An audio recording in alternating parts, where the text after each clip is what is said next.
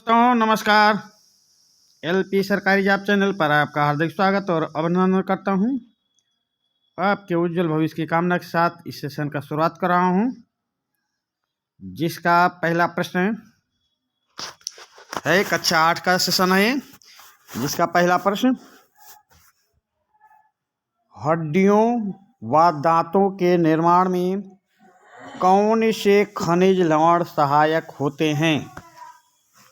हड्डियों व दांतों के निर्माण में कौन से खनिज लवण सहायक होते हैं? तो भाई उत्तर देने का प्रयास करें। हड्डियों व दांतों के निर्माण में कौन से खनिज लवण सहायक होते हैं? तो चलिए हम इसका आपको उत्तर बताते हैं। हड्डियों व दांतों के निर्माण में कैल्शियम और फास्फोरस खनिज लवण सहायक होते हैं। फिर से सुन लें। हड्डियों व दांतों के निर्माण में कैल्शियम और फास्फोरस खनिज लवण सहायक होते हैं। प्रश्न नंबर 1 का उत्तर आपके सामने आ गया। प्रश्न नंबर 2 पे चलते हैं। प्रश्न नंबर 2 क्या है भाई? प्रश्न नंबर 2 है, पर्यावरणीय स्वच्छता में कौन कौन सी सफाई आती है? पर्यावरणीय स्वच्छता में कौन कौन सी सफाई आती है? तो चलिए भाई उत्तर देने का प्रयास करें, और जितना आपको बता रहा हूँ उतना उत्तर याद करने की कोशिश करना भाई, उससे कम में काम नहीं चलने वाला है। तो प्रश्न नंबर 2, पर्यावरणीय स्वच्छता में कौन कौन सी सफाई आती है? तो चलिए हम उत्तर आपको बताते हैं। पर्यावरणीय स्वच्छता में हमारे घर, आसपास व सार्वजनिक स्थानों तथा अपने चारों ओर के वातावरण की सफाई आती है। उत्तर फिर सुन लें। पर्यावरणीय स्वच्छता में हमारे घर, आसपास व सार्वजनिक स्थानों तथा अपने चारों ओर के वातावरण की सफाई आती है। तो प्रश्न नंबर 2 का उत्तर हो गया। अब चलते हैं प्रश्न नंबर 3 की ओर भाई। प्रश्न नंबर 3 है, मलेरिया बुखार किस मच्छर के काटने से होता है? मलेरिया बुखार किस मच्छर के काटने से होता है? तो भाई उत्तर देने का प्रयास करें और इस सेशन को अपने दोस्तों के पास, साथियों के पास शेयर कर दो। सेशन चालू हो गया है, इसको देख लें, याद कर लें और चैनल को अधिक से अधिक सब्सक्राइब करवाइए और करिए। आप लोग वीडियो देख लेते हैं, सेशन देख लेते हैं, सब्सक्राइब ना कर रहे हैं ना करवा रहे हैं। तो सेशन को भेजिए सबके पास, शेयर कीजिए और साथ में सब्सक्राइब भी करें। और कोई प्रश्न का उत्तर जानना चाहते हैं तो कमेंट के माध्यम से पूछ सकते हैं। तो मलेरिया बुखार किस मच्छर के काटने से होता है? तो चलिए हम इसका उत्तर आपको बताते हैं। मलेरिया रोग एनोफिलीज मादा मच्छर के काटने से होता है। यह मच्छर जब स्वस्थ व्यक्ति को काटता है तो उसके रक्त में मलेरिया के कीटाणु प्रवेश करके रोग उत्पन्न कर देते हैं। फिर से उत्तर सुन लें। मलेरिया रोग एनोफिलीज मादा मच्छर के काटने से होता है। यह मच्छर जब स्वस्थ व्यक्ति को काटता है तो उसके रक्त में मलेरिया के कीटाणु प्रवेश करके रोग उत्पन्न कर देते हैं। तो प्रश्न नंबर 3 का उत्तर हो गया। अब अगले प्रश्न पे चलते हैं। प्रश्न नंबर 4। प्रश्न नंबर 4 देख ले भाई। प्रश्न नंबर 4 है, वस्त्र कितने प्रकार के होते हैं? उनके नाम लिखिए। वस्त्र कितने प्रकार के होते हैं उनके नाम लिखिए। तो आपको उत्तर कैसे लिखना रहेगा, कैसे याद करना रहेगा? वस्त्र 3 प्रकार के होते हैं। वस्त्र 3 प्रकार के होते हैं। नंबर डाल के लिखना है। नंबर 1 सूती वस्त्र, नंबर 2 रेशमी वस्त्र, नंबर 3 ऊनी वस्त्र। मतलब ये 1 लाइनर क्वेश्चन है। एक लाइन में आपको उत्तर देना है, पर ये नहीं कि एक लाइन का मतलब एक शब्द में आप उत्तर दें। पूरा एक लाइन का उत्तर रहेगा, तो एक लाइन में ही उत्तर देना होगा आपको। अब इसके बाद अगले प्रश्न पे चलेंगे। अगला प्रश्न क्या है? प्रश्न नंबर 5। प्रश्न नंबर 5 क्या है? फंदे कितने प्रकार के होते हैं? फंदे कितने प्रकार के होते हैं? तो आप उत्तर कैसे लिखेंगे? फंदे 2 प्रकार के होते हैं। फंदे 2 प्रकार के होते हैं, उल्टे फंदे और सीधे फंदे। उत्तर कैसे लिखेंगे? फंदे 2 प्रकार के होते हैं, उल्टे फंदे व सीधे फंदे। तो प्रश्न नंबर 5 का उत्तर अब हम समझते हैं कि आपको याद हो जाएगा। इतने सरल प्रश्न हैं, आपको क्लासों में पढ़ाए गए होंगे। तो आप 2 बार, 1 बार, 2 बार, 3 बार देखेंगे सेशन को, सारे प्रश्न आपको याद हो जाएंगे भाई। अब चलते हैं अगले प्रश्न पे। प्रश्न नंबर 6, बुनाई के लिए सबसे आवश्यक वस्तु क्या होती है? बुनाई के लिए सबसे आवश्यक वस्तु क्या होती है? तो उत्तर दें भाई, और कमेंट के माध्यम से कुछ पूछना चाहेंगे, कोई प्रश्न का उत्तर तो पूछ सकते हैं। तो बुनाई के लिए सबसे आवश्यक वस्तु क्या होती है? तो आपको उत्तर बता रहा हूँ, जैसा उत्तर बता रहा हूँ वैसा उत्तर याद करने की कोशिश करना, और सुनाने की कोशिश करना, लिखने की कोशिश करना। तो इसका उत्तर बुनाई के लिए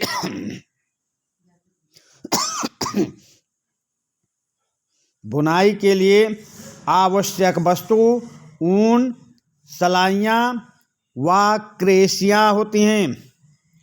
बुनाई के लिए आवश्यक वस्तु ऊन, सलाइयाँ व क्रेसियाँ हैं।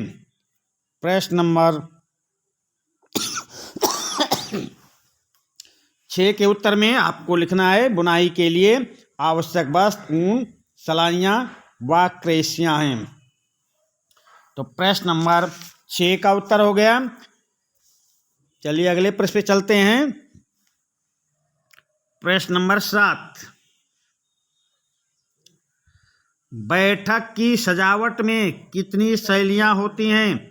नाम लिखिए।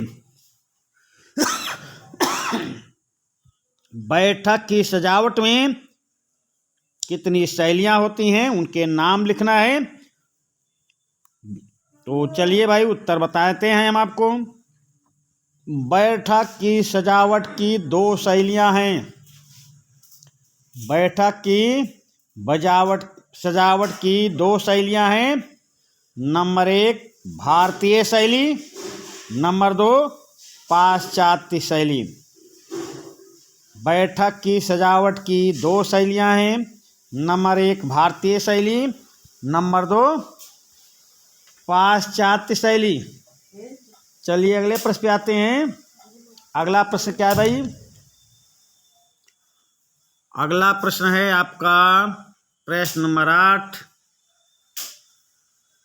जल कितने प्रकार के होते हैं? नाम लिखिए। जल कितने प्रकार के होते हैं? नाम लिखिए। तो आप उत्तर कैसे लिखेंगे? जल 2 प्रकार के होते हैं। उत्तर लिखेंगे जल दो प्रकार के होते हैं। नंबर 1 मृदु जल, नंबर 2 कठोर जल। उत्तर कैसे लिखेंगे? जल दो प्रकार के होते हैं। नंबर 1 मृदु जल, नंबर 2 कठोर जल। तो इस प्रकार आपको उत्तर लिखना है। अब आगे चलते हैं। आगे रिक्त स्थानों की पूर्ति कीजिए। आगे क्या है भाई? रिक्त स्थान की पूर्ति कीजिए। तो रिक्त स्थान की पूर्ति में पहला प्रश्न देखें क्या है। वस्त्रों की सिलाई करना एक है। ये खाली स्थान में क्या भरा जाएगा? जो रिक्त स्थान है उसमें क्या भरा जाएगा? वस्त्रों की सिलाई करना एक है। क्या है भाई? ये आप उत्तर देंगे, कमेंट के माध्यम से बताएंगे कि खाली स्थान रिक्त स्थान की पूर्ति में आपके कितने प्रश्न सही हो रहे हैं। तो वस्त्रों की सिलाई करना एक क्या भरा जाएगा? काला है भाई। वस्त्रों की सिलाई करना एक काला है। प्रश्न नंबर 1 में रिक्त स्थान में काला भरा जाएगा। अगले प्रश्न पे आ जाएं। प्रश्न नंबर 2 मशीन में तेल डालते समय खाली रिक्त स्थान को ऊंचा कर लेना चाहिए। रिक्त स्थान में क्या भरा जाएगा? मशीन में तेल डालते समय रिक्त स्थान फिर है को ऊंचा कर लेना चाहिए। तो रिक्त स्थान में क्या भरा जाएगा? रिक्त स्थान में चलिए भाई कमेंट के माध्यम से बताएंगे क्या भरा जाएगा। तो मशीन में तेल डालते समय निडल बार को निडल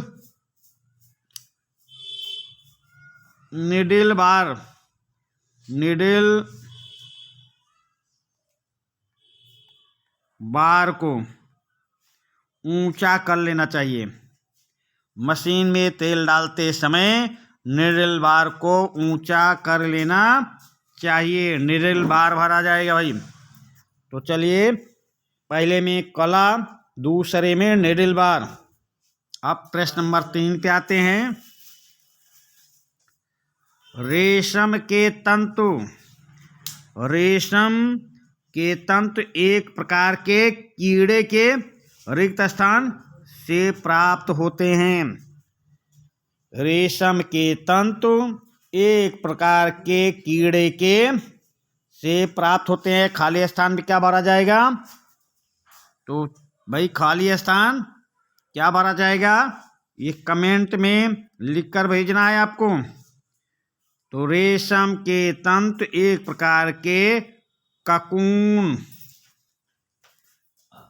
ककून से प्राप्त होते हैं भाई। ककून से। प्रश्न नंबर 3 में ककून भरा जाएगा। प्रश्न नंबर 4 पे आ जाएं। कढ़ाई के लिए पक्के रंग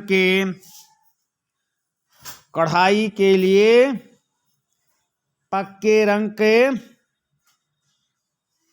खाली स्थान रिक्त स्थान का चुनाव करना चाहिए।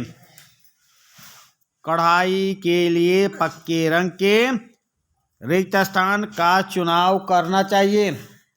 तो रिक्त स्थान में क्या भरा जाएगा भाई? प्रश्न नंबर 4 कढ़ाई के लिए पक्के रंग के तो रिक्त स्थान में भरा जाएगा उपयोग। पक्के रंग के उपयोग का चुनाव करना चाहिए। उपयोग का चुनाव करना चाहिए। कढ़ाई के लिए पक्के रंग के उपयोग का चुनाव करना चाहिए भाई। प्रश्न नंबर 4 में उपयोग भरा जाएगा। अगले प्रश्न पे चलते हैं। प्रश्न नंबर 6 प्रश्न नंबर 6 गुजरात प्रदेश की कढ़ाई रिक्त स्थान है।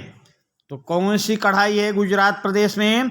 ये आपको उत्तर में भरना है, खाली स्थान में भरना है। गुजरात प्रदेश की कढ़ाई रिक्त स्थान है तो कौन सी कढ़ाई है? गुर्जरी है भाई, गुर्जरी। गुजरात प्रदेश की कढ़ाई गुर्जरी है। प्रश्न नंबर 6 में गुर्जरी भरा जाएगा।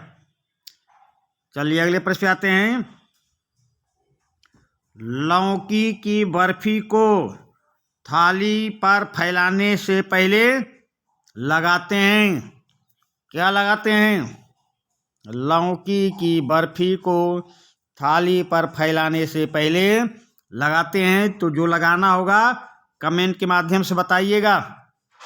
प्रश्न नंबर 7, लौकी की बर्फी को थाली पर फैलाने से पहले घी लगाते हैं भाई, क्या लगाते हैं? घी। प्रश्न नंबर 7 में घी भरा जाएगा भाई। चलिए अगले प्रश्न पे आते हैं। प्रश्न नंबर 8, चावल के अतिरिक्त खाली स्थान की भी खीर बनाई जा सकती है।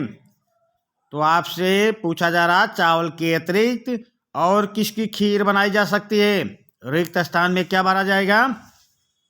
चलिए भाई उत्तर दीजिए। चावल के अतिरिक्त रिक्त स्थान की भी खीर बनाई जा सकती है। तो किसकी खीर बनाई जा सकती है? आपको उत्तर में देना है और कमेंट के माध्यम से बताएंगे कि आपके कितने प्रश्न सही हो रहे हैं। तो चावल के अतिरिक्त साबूदाना की खीर बनाई जा सकती है, साबूदाना। तो प्रश्न नंबर 8 में क्या भरा जाएगा? साबूदाना भाई, साबूदाना। समझ गए? ये रिक्त स्थान के 8 प्रश्न आपके कंप्लीट हो गए हैं। अब हम आगे चलेंगे अगले प्रश्न पे। निम्नलिखित प्रश्नों में सही पर सही का और गलत पर गलत का निशान लगाएं। निम्नलिखित प्रश्नों में सही पर सही का और गलत पर गलत का निशान लगाइए। तो प्रश्न नंबर देखें 1। प्रश्न नंबर 1 है,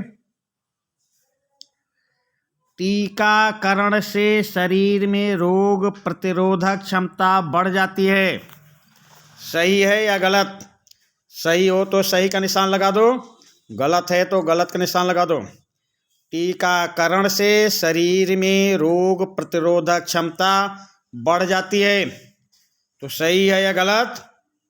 भाई ये सही है, तो आप निशान क्या लगाएंगे? सही का निशान लगा देंगे। प्रश्न नंबर 1, टीकाकरण से शरीर में रोग प्रतिरोधक क्षमता बढ़ जाती है। अगले प्रश्न पे आ जाएं। प्रश्न नंबर 2, स्वस्थ व्यक्ति के शरीर में रोगाणुओं से मुकाबला करने की शक्ति नहीं होती। तो चलिए भाई इसका उत्तर दें। स्वस्थ व्यक्ति के शरीर में रोगाणुओं से मुकाबला करने की शक्ति नहीं होती। तो ये सही है या गलत? उत्तर दे भाई। प्रश्न नंबर 2 का उत्तर देने का प्रयास करें। स्वस्थ व्यक्ति के शरीर में रोगाणुओं से मुकाबला करने की शक्ति नहीं होती। तो सही है तो सही का निशान, गलत है तो गलत का निशान। तो भाई प्रश्न नंबर 2 गलत है। स्वस्थ व्यक्ति के शरीर में रोगाणुओं से मुकाबला करने की शक्ति होती है। यहाँ लिखा है नहीं होती, तो ये प्रश्न आपका गलत हो जाएगा। प्रश्न नंबर 2 पे गलत का निशान लगाएंगे। चलिए अगले प्रश्न पे आते हैं। प्रश्न नंबर 3, 0° तापक्रम पर जीवाणु सक्रिय हो जाते हैं। 0 अंश सेल्सियस तापक्रम पर जीवाणु सक्रिय हो जाते हैं। तो प्रश्न नंबर 3 सही है या गलत? 0 अंश सेल्सियस तापक्रम पर जीवाणु सक्रिय हो जाते हैं। सही हो तो सही का निशान लगा दें, गलत हो तो गलत का निशान लगा दें। तो प्रश्न नंबर 3 0 अंश सेल्सियस तापक्रम पर जीवाणु सक्रिय हो जाते हैं, ये गलत है भाई, ये इस पे गलत का निशान लगा दें। चलिए अगले प्रश्न पे आते हैं। प्रश्न नंबर 4 आलू का भरवा पराठा बनाते समय उबले आलू को छीलते नहीं हैं। आलू का भरवा पराठा बनाते समय उबले आलू को छीलते नहीं हैं। सही है? सही हो तो सही का निशान और गलत हो तो गलत का निशान लगा दें। आलू का भरवा पराठा बनाते समय उबले आलू को छीलते नहीं हैं। अरे भाई छीलोगे नहीं तो बनेगा कैसे? ये गलत लिखा है, छीलते हैं, यहाँ पे गलत का निशान लगाइए। चलिए प्रश्न नंबर 5 देख लें। सूजी का हलवा बनाते समय महीन छन्नी से सूजी नहीं छाननी चाहिए। सूजी का हलवा बनाते समय महीन छन्नी से सूजी नहीं छाननी चाहिए। सही लिखा है या गलत? उत्तर देने का प्रयास करें भाई और कमेंट के माध्यम से बताएंगे इन प्रश्नों के उत्तर में आपके कितने प्रश्न सही हैं। तो सूजी का हलवा बनाते समय महीन छन्नी से सूजी नहीं छानते, गलत है। महीन छन्नी नहीं लगाएंगे तो उसमें कीटाणु भी चले आएंगे, कीड़े भी चले आएंगे, उसका हलवा बना खा लोगे, ये गलत है। सूजी का हलवा बनाते समय महीन छन्नी से सूजी छाननी चाहिए, इसमें लिखा है नहीं छानते, तो ये भी गलत है। अगले प्रश्न पे आ जाए। प्रश्न नंबर 6 परिरक्षण विधि से मुरब्बा, जैम एवं जेली बनाकर सुरक्षित रखते हैं। प्रश्न नंबर 6 परिरक्षण विधि से मुरब्बा, जैम एवं जेली बनाकर सुरक्षित रखते हैं। सही है या गलत? तो भाई मुरब्बा, जैम एवं जेली को सुरक्षित रखना है तो परिरक्षण विधि से रखना है। तो प्रश्न नंबर 6 परिरक्षण विधि से मुरब्बा, जैम एवं जेली बनाकर सुरक्षित रखते हैं, ये भाई सही है, तो सही का निशान लगा देंगे। चलिए अगले प्रश्न पे आते हैं। बच्चों के लिए वृद्ध निगरानी करनी चाहिए। बच्चों के लिए वृद्ध निगरानी करनी चाहिए, सही है या गलत? तो चलिए भाई प्रश्न नंबर 7 में सही है या गलत उत्तर बताएं। बच्चों के लिए वृद्ध निगरानी करनी चाहिए। हाँ भाई करनी चाहिए, ये सही लिखा गया है, बच्चों के लिए वृद्ध निगरानी करनी चाहिए। प्रश्न नंबर 7 सही है, सही का निशान लगा दिया। प्रश्न नंबर 8 गर्भवती महिला की रक्षा के लिए टीटी का टीका लगाया जाता है। सही है या गलत? प्रश्न नंबर 8 गर्भवती महिला की रक्षा के लिए टीटी का टीका लगाया जाता है। तो लगाया जाता है, सही हो तो सही का निशान लगा दीजिए और गलत है तो गलत का निशान लगा दीजिए भाई। चलिए भाई गर्भवती महिला के लिए टीटी का टीका लगाया जाता है। हाँ भाई लगाया जाता है, सही का निशान लगा दें। तो गलत और सही वाले क्वेश्चन आपके कंप्लीट हो गए। अब भाई चलिए अगले प्रश्न पे, अगला प्रश्न देखते हैं क्या है प्रश्न। अगला प्रश्न पे चलते हैं। सही मिलान कीजिए। आपको इसमें सही मिलान करना है भाई। तो सही मिलान कैसे करेंगे? हाँ, तो अगला है भाई सही मिलान कीजिए। आपको सही मिलान करना है। इधर ए बी सी दिया गया है, ए बी सी। ए में दूध है, बी में हरा धनिया है, सी में प्याज है भाई। और फिर इधर दिया गया है उसके सामने 1 2 3। गीले कपड़े में रखें, नमी से बचाएं, उबालते हैं। अब आपको मिलान करना है। मिलान कैसे करेंगे?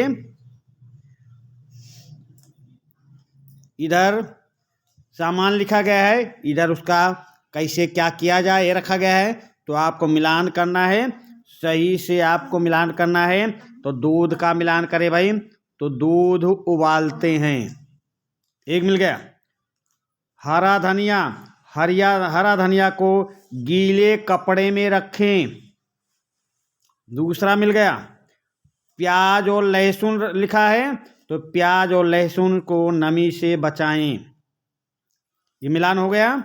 दूध उबालते हैं, हरा धनिया को गीले कपड़े में रखते हैं और प्याज लहसुन को नमी से बचाना होता है। तो प्रश्न 1 का मिलान हो गया है। अब प्रश्न 2 का देखते हैं। प्रश्न 2, इसमें ऑप्शन दिया गया है, वो ए बी सी डी दिया गया है, ए बी सी डी। यहाँ 1 2 3 4।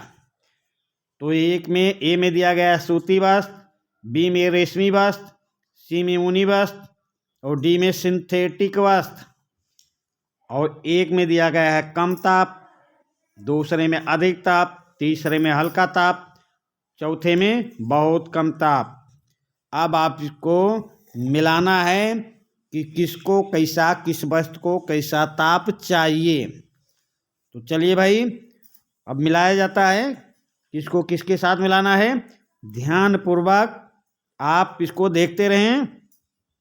सूती वस्त्र को किसके साथ मिलाएंगे, सूती वस्त्र। तो सूती वस्त्र को मिला देंगे अधिक ताप के साथ भाई, अधिक ताप। फिर है रेशमी वस्त्र, तो रेशमी वस्त्र को किसके साथ मिलाएंगे, तो रेशमी वस्त्र को मिला देते हैं कम ताप के साथ, 2 मिल गया। अब ऊनी वस्त्र को देखते हैं, तो ऊनी वस्त्र को बहुत कम ताप पे मिलाएंगे, ऊनी वस्त्र को बहुत कम ताप पे मिलाएंगे। और सिंथेटिक वस्त्र को हल्का ताप पर, सिंथेटिक वस्त्र को हल्का ताप पे। ये कपड़े में प्रेस करने की बात कही जा रही भाई। प्रश्न से आप समझ गए होंगे कि आपसे क्या पूछा जा रहा। सूती वस्त्र को अधिक ताप पर प्रेस करते हैं, रेशमी वस्त्र को कम ताप पर प्रेस करते हैं, ऊनी वस्त्र को बहुत कम ताप पर प्रेस करते हैं और सिंथेटिक वस्त्र को भी हल्का ताप पे प्रेस करते हैं। तो इस प्रकार आपका ये सही मिलान दोनों प्रश्नों का हो गया है। अब दीर्घ उत्तरीय प्रश्न पे चलते हैं। दीर्घ उत्तरीय प्रश्न, और दीर्घ उत्तरीय प्रश्न क्या, मैं जैसा आपके सामने व्याख्या करूंगा हूबहू वैसा ही आपको याद करना है और वैसा ही आपको सुनाना रहेगा। हम उत्तर को सीधे सीधे 2 बार पढ़ के सुना देंगे, पर आपको भी वैसा ही याद करना है, वैसा ही मुझे सुनाना पड़ेगा। तो चलिए भाई, वृद्ध निगरानी क्या है, इसका क्या महत्व है, ये आपको बताना है। वृद्ध निगरानी क्या है, इसका क्या महत्व है। आपको प्रश्न नंबर 1, ये दीर्घ उत्तरीय प्रश्न है भाई। वृद्ध निगरानी क्या है, इसका क्या महत्व है।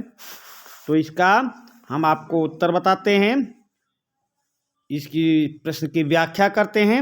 इसकी व्याख्या को आप सुनना कि वृद्ध निगरानी क्या है और इसका महत्व क्या है, ये हम आपको बतलाते हैं। तो चलिए भाई, वृद्ध निगरानी क्या है। तो वृद्ध निगरानी बच्चे के जन्म के उपरांत, वृद्ध निगरानी बच्चे के जन्म के उपरांत उसकी निरंतर हो रही वृद्धि तथा उचित देखभाल से है। वृद्ध निगरानी क्या है, वृद्ध निगरानी बच्चे के जन्म के उपरांत उसकी निरंतर हो रही वृद्धि तथा उचित देखभाल से है। बढ़ते बच्चे को निरंतर कुशल देखभाल की आवश्यकता होती है। इसके अंतर्गत बच्चे के समुचित विकास हेतु उचित पोषण, स्वच्छता एवं रोगों से बचाने के लिए टीके लगाए जाते हैं। फिर से सुन लें कि वृद्ध निगरानी है क्या। वृद्ध निगरानी बच्चे के जन्म के उपरांत उसकी निरंतर से हो रही वृद्धि और उचित देखभाल से है। बढ़ते बच्चे को निरंतर कुशल देखभाल की आवश्यकता होती है। इसके अंतर्गत बच्चे के समुचित विकास हेतु उचित पोषण, स्वच्छता एवं रोगों से बचाने के लिए टीके लगाए जाते हैं। फिर वृद्ध निगरानी का महत्व क्या है, उस महत्व पर हम चर्चा करते हैं। आप सुनते जाइए और समझते जाइए, याद कर लें। तो वृद्ध निगरानी का महत्व क्या है। हर माता पिता के लिए यह बहुत आवश्यक है कि वह बच्चे को समय समय पर निर्धारित प्रतिरक्षक टीके लगवाते रहें। ऐसा करने से बच्चे के शरीर का उचित विकास होता है तथा वह भविष्य में होने वाली बीमारियों से सुरक्षित हो जाते हैं। तो वृद्ध निगरानी का महत्व क्या है। हर माता पिता के लिए ये बहुत आवश्यक है कि वह बच्चों को समय समय पर निर्धारित प्रतिरक्षक टीके लगवाते रहें। ऐसा करने से बच्चे के शरीर का उचित विकास होता है तथा वह भविष्य में होने वाली बीमारियों से सुरक्षित हो जाते हैं। तो बचत भाई अगले प्रश्न पे आ जाएं। इसमें वृद्ध निगरानी से आपकी क्या बचत होगी कि आपके बच्चे का स्वास्थ्य सही है कि नहीं और आप मुसीबत से बच जाएंगे। सही समय पर विकास हो रहा, इसकी जानकारी आपको होती रहेगी। तो वृद्ध निगरानी क्या है ये आपको बताया। इसका महत्व क्या है, तो इसका महत्व भी आपको बताया। अब अगले प्रश्न पे चलते हैं। प्रश्न नंबर 2, कुपोषण क्या है, इससे बचने के कोई 5 उपाय का वर्णन कीजिए। कुपोषण क्या है, इससे बचने के कोई 5 उपाय का वर्णन कीजिए। तो चलिए भाई, कुपोषण के बारे में हम आपको समझाते हैं कि कुपोषण है क्या और इससे बचने के लिए हम कोई 5 उपाय आपसे पूछ रहा है, तो उन उपायों पर भी चर्चा करेंगे। तो कुपोषण क्या है पहले इसको देख लें। शरीर की आवश्यक संतुलित आहार लंबे समय तक न मिल पाने की वजह से प्रतिरोधक क्षमता के कमी होना ही कुपोषण कहलाता है। फिर से, शरीर की आवश्यक संतुलित आहार लंबे समय तक न मिल पाने की वजह से प्रतिरोधक क्षमता में कमी होना ही कुपोषण कहलाता है। अब कुपोषण के बारे में आप समझ गए होंगे। अब कुपोषण से बचने के लिए उपाय हम आपको बताते हैं कि कुपोषण से कैसे बचा जा सकता है। तो आप उत्तर कैसे लिखेंगे। कुपोषण तो आप समझ गए, अब लिखेंगे कुपोषण से बचने के लिए हम निम्नलिखित उपाय कर सकते हैं। उत्तर में लिखेंगे कुपोषण से बचने के लिए हम निम्नलिखित उपाय कर सकते हैं। तो निम्नलिखित उपाय कर सकते हैं तो नंबर डाल के लिखना है भाई। नंबर 1, व्यक्ति को सदैव ताज़ा भोजन खाना चाहिए। व्यक्ति को सदैव ताज़ा भोजन खाना चाहिए। नंबर 2, हमारे भोजन में उचित मात्रा में सभी पोषक तत्व होने चाहिए। नंबर 3, भोजन इस प्रकार होना चाहिए जो भली भांति पचकर शरीर में अवशोषित हो सके। नंबर 4, भोजन को सदैव स्वच्छता पूर्वक बनाना चाहिए। नंबर 5, शरीर की सभी आवश्यकताएं पूरी हों, भोजन में पोषक तत्वों की उचित मात्रा हो। फिर से सुन लीजिए, व्यक्ति को सदैव ताज़ा भोजन खाना चाहिए। नंबर 2, हमारे भोजन में उचित मात्रा में सभी पोषक तत्व होने चाहिए। भोजन इस प्रकार होना चाहिए जो भली भांति पचकर शरीर में अवशोषित हो सके। नंबर 4, भोजन को सदैव स्वच्छता पूर्वक बनाना चाहिए। नंबर 5, शरीर की सभी आवश्यकताएं पूरी हों, अर्थात भोजन में पोषक तत्वों की उचित मात्रा हो। तो इस प्रकार प्रश्न नंबर 3, कुपोषण क्या है, इससे बचने के कोई 5 उपाय का वर्णन कीजिए। तो ये प्रश्न आपका पूरा हुआ। हूबहू ऐसे ही आपको पढ़ना है, याद करना है, समझना है और लिखना है। सेशन को 1, 2 बार, 3 बार देखेंगे। कोई प्रश्न ऐसा नहीं है कि आपकी समझ में नहीं आएगा और आपको नहीं याद होगा। बस आप सेशन को 1, 2 बार, 3 बार देखेंगे, सब प्रश्न आपको याद हो जाएंगे और हूबहू याद करना है, हूबहू सुनाना है आपको। प्रश्न नंबर 3, भोजन बर्बाद ना हो इसके लिए आप क्या करेंगे? भोजन बर्बाद ना हो इसके लिए आप क्या करेंगे? तो चलिए इस उत्तर की व्याख्या करते हैं, आपको समझाने का प्रयास करते हैं। तो उत्तर सुनिए भाई, इसकी व्याख्या सुनिए। अधिकांशतः देखा जाता है कि अनेक घरों, होटलों, दावतों आदि में अधिक भोजन लेकर उसे फेंक दिया जाता है। ऐसा कदापि ना किया जाए। बचे भोजन को गरीबों में बांट दिया जाए तथा पशु पक्षियों को खिला दिया जाए। थाली में आवश्यकता से अधिक भोजन ना दिया जाए और जितने लोगों का भोजन करना है उस अंदाज से उतना ही भोजन बनाने की कोशिश की जाए। ज़्यादा भोजन बनाने से भोजन बर्बाद होगा और हम आर्थिक तंगी में पड़ सकते हैं, जो हमारे जीवन बनाए रखता है, हम उसको बर्बाद ना करें। तो भोजन बर्बाद ना हो इसके लिए आप क्या करेंगे? तो इसकी हमने व्याख्या की, अब फिर से आप सुन लें। अधिकांशतः देखा जाता है कि अनेक घरों, होटलों, दावतों आदि में अधिक भोजन लेकर उसे फेंक दिया जाता है। ऐसा नहीं करना चाहिए, ऐसा कदापि ना करें। बचे भोजन को गरीबों में बांट दिया जाना चाहिए तथा पशु पक्षियों को खिला देना चाहिए। थाली में आवश्यकता से अधिक भोजन न दें। भोजन उतने लोगों का बनाने की कोशिश करें जितने की भोजन करने वाले हैं।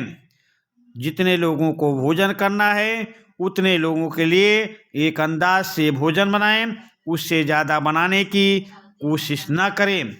यदि हम भोजन को बर्बाद करेंगे, फेंक देंगे, जो हमें हमारे जीवन को सुरक्षित रखता है, तो एक समय ऐसा आएगा कि उस भोजन के लिए हम तरस जाएंगे, हम आर्थिक तंगी में आ जाएंगे। तो अब आप समझ गए होंगे भोजन बर्बाद ना हो इसके लिए आप क्या करेंगे। अब अगले प्रश्न पे चलते हैं। अगला प्रश्न क्या है भाई? अगले प्रश्न पे अगला प्रश्न है मस्तिष्क ज्वर। मस्तिष्क ज्वर के कारण एवं लक्षण। मस्तिष्क ज्वर के कारण एवं लक्षण लिखिए। प्रश्न नंबर 4, मस्तिष्क ज्वर के कारण और लक्षण। तो मस्तिष्क ज्वर क्यों होता है ये आपको बताएंगे और उनके लक्षण क्या हैं ये आपको बताने का प्रयास करेंगे। तो इस प्रश्न की व्याख्या, इसका उत्तर हम आपको बता रहे हैं, आपको याद कराने की कोशिश कर रहे हैं। आप ध्यानपूर्वक सुनिए और समझिए। तो मस्तिष्क ज्वर के कारण क्या हैं? यह रोग फ्लेवियाइरस से संक्रमित मच्छर के काटने से फैलता है। इस रोग का प्रकोप वर्षा ऋतु एवं उसके उपरांत जुलाई से अक्टूबर तक अधिक होता है। इस समय मच्छरों की संख्या अधिक होती है। फिर से सुने इसको। यह रोग फ्लेवियाइरस से संक्रमित मच्छर के काटने से फैलता है। इस रोग का प्रकोप वर्षा ऋतु एवं उसके उपरांत जुलाई से अक्टूबर तक अधिक होता है। इस समय मच्छरों की संख्या अधिक होती है। फिर वो लाइन छोड़ के दूसरी लाइन में ऐसा आपको याद करना है। जापानी इंसेफ्लाइटिस वायरस के मुख्य वाहक सुअर हैं। क्या भाई? जापानी इंसेफ्लाइटिस वायरस के मुख्य वाहक सुअर हैं।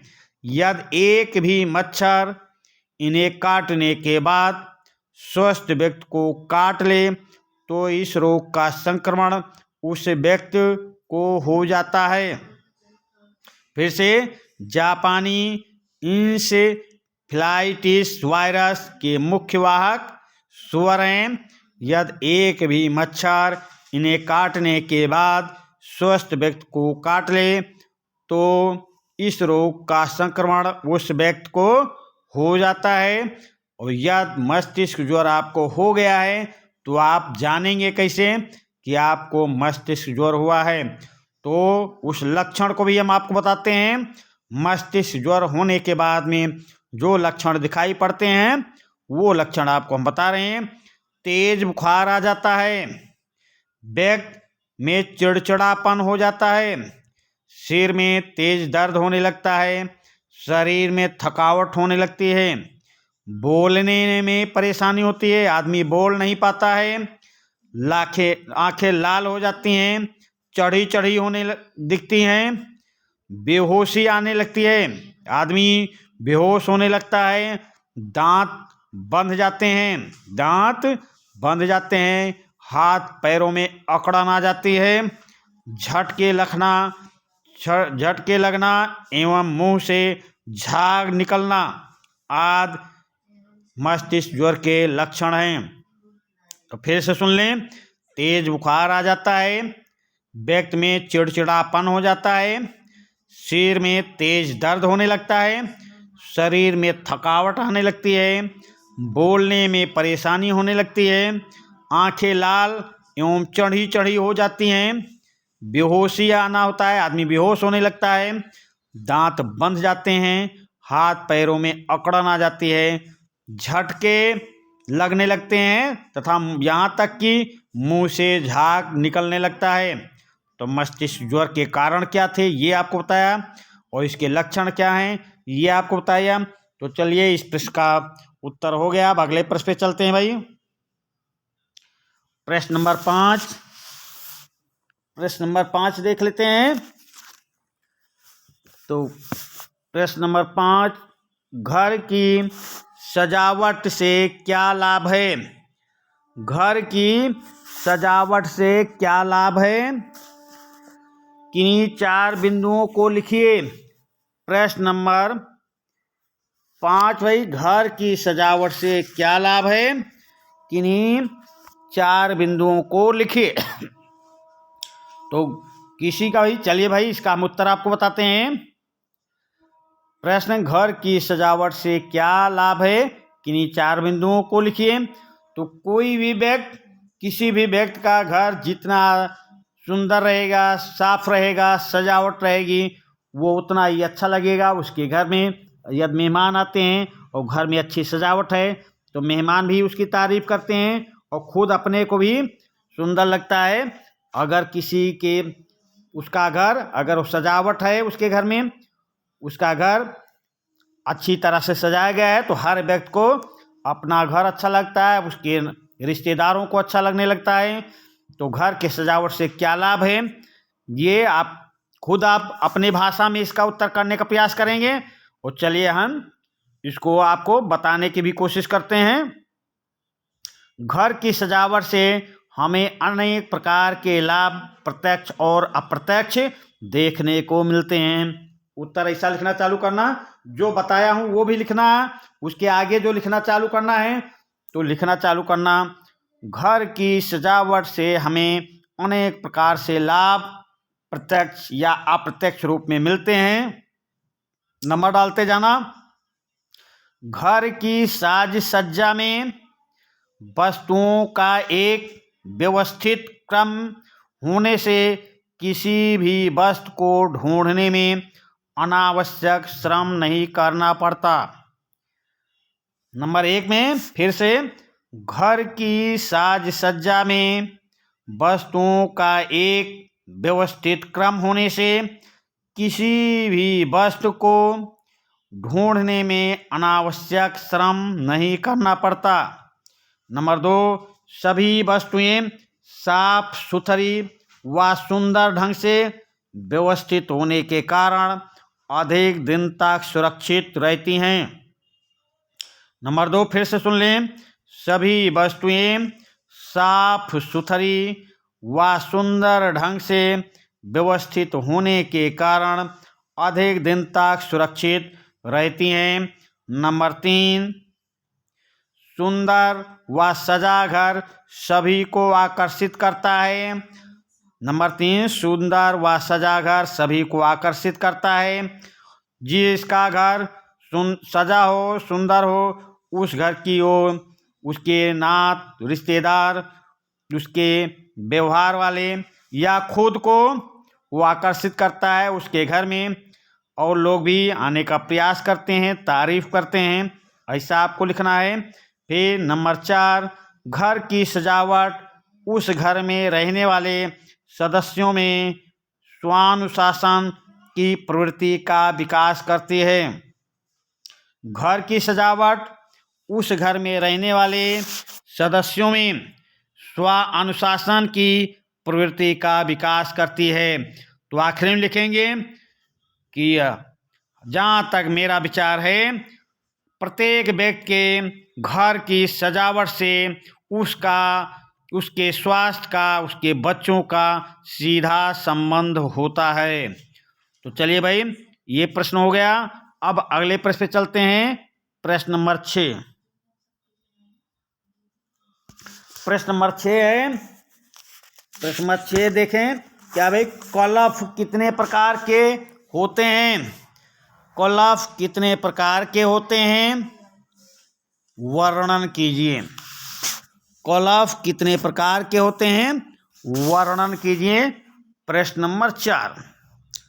तो आपको सीधा सीधा उत्तर पे आना है। उत्तर कैसे लिखेंगे? कलफ 3 प्रकार के होते हैं। उत्तर क्या लिखेंगे? कलफ 3 प्रकार के होते हैं।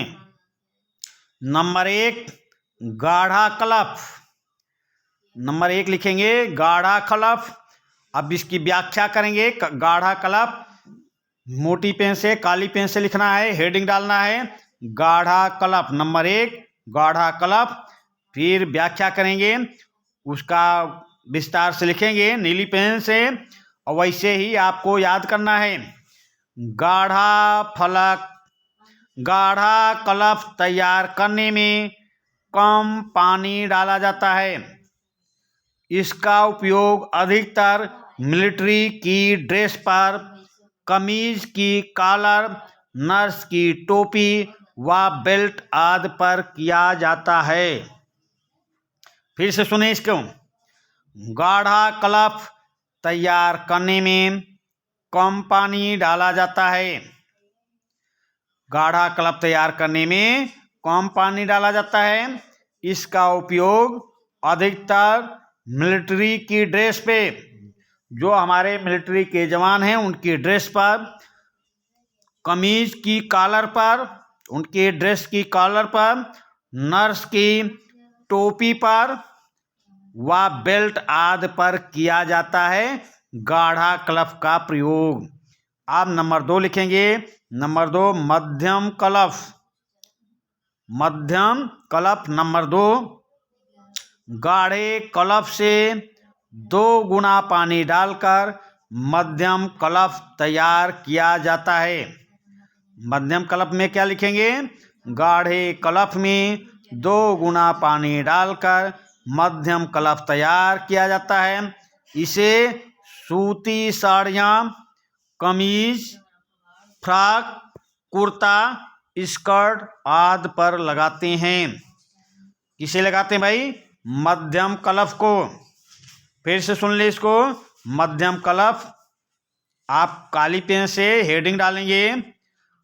मध्यम कलफ, गाढ़े कलफ में 2 गुना, गाढ़े कलफ में 2 गुना पानी डालकर मध्यम कलफ तैयार किया जाता है।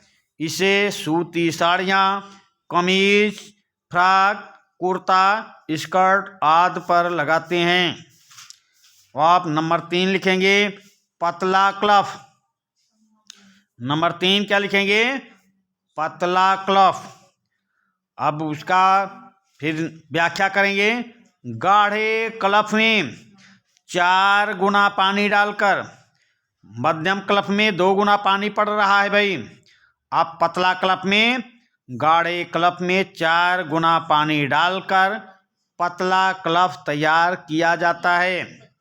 गाढ़े कलफ में 4 गुना पानी डालकर पतला कलफ तैयार किया जाता है। इसे महीन कपड़ों, चादरों आदि पर लगाया जाता है। फिर से, गाढ़े कलफ में 4 गुना पानी डालकर पतला कलफ तैयार किया जाता है। इसे महीन कपड़ों, चादरों आदि पर लगाया जाता है। तो कलफ कितने प्रकार के होते हैं? आपको उत्तर याद करना है। कलफ 3 प्रकार के होते हैं। नंबर 1 गाढ़ा कलफ।